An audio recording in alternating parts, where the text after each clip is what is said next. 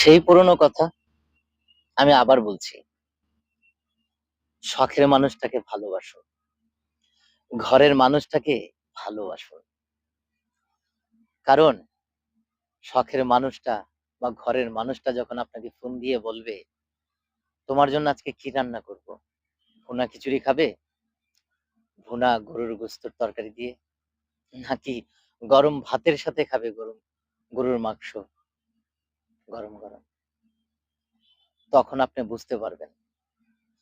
যদি উপলব্ধি করার মতো একটা প্রশস্ত হৃদয় আপনার থাকে, তখনই আপনি বুঝতে পারবেন।